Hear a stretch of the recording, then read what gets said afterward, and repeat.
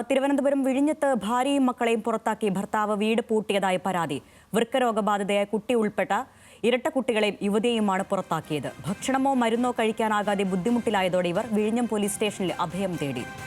വിവരങ്ങളുമായി അഞ്ജു ജയപ്രകാശ് ഉണ്ട്. അഞ്ജു, ഇത് എപ്പോഴാണ് ഒരു സംഭവം? ഈ യുവതി ഭർത്താവിനെതിരെ ആരോപിക്കുന്ന പരാതികൾ അതെന്തൊക്കെയാണ്? അരണ്യ, ഇന്നലെ വൈകിട്ടോടു കൂടിയാണ് ഈ സംഭവം ഉണ്ടാകുന്നത്.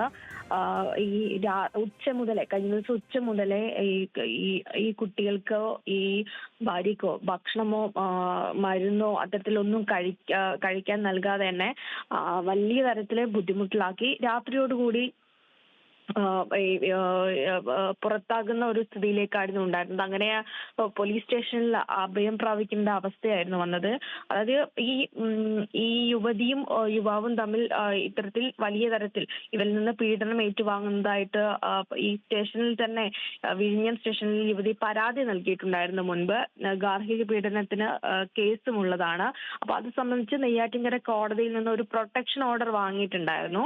അപ്പൊ ഈ ഓർഡറിന്റെ കാലാവധി ലഭിക്കാൻ വേണ്ടിയിട്ട് കോടതിയിൽ പോയ സമയത്താണ് ഇയാൾ വീട് പൂട്ടി കടന്നു കളഞ്ഞ സ്ഥിതി ഉണ്ടാകുന്നത്.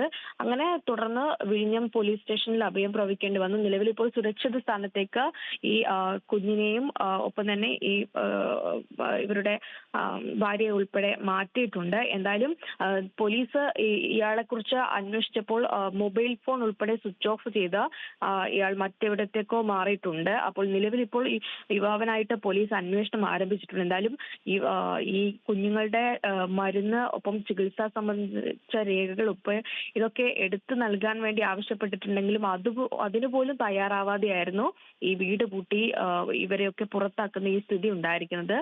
വസ്ത്രം പോലും മാറാൻ പറ്റാത്ത സ്ഥിതിയായിരുന്നു ഉണ്ടായിരുന്നത്. അങ്ങനെയാണ് പോലീസിലേക്ക് നേരിട്ട് അഭയം പ്രാപിക്കേണ്ട ഒരു സ്ഥിതി ഈ കുടുംബത്തിനുണ്ടായത്.